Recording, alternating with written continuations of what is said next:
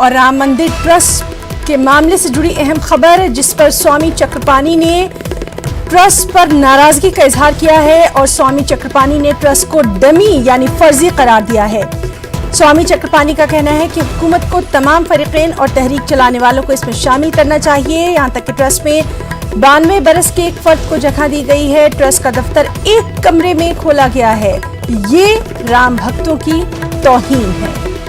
तो स्वामी चक्रपाणी ने राम मंदिर ट्रस्ट पर अपनी सख्त नाराजगी का इजहार किया है। उनका साफ तौर पर कहना है कि ये ट्रस्ट सिर्फ डमी यानी फर्जी है। हुकूमत को तमाम फरीक़ैन और तहरीक चलाने वालों को इसमें शामिल करना चाहिए। जिन लोगों ने बाकायदा इसके लिए राम मंदिर के लिए तहरीक चलाई थी, उनको तो कम से कम इसमें शामिल करना चाहिए।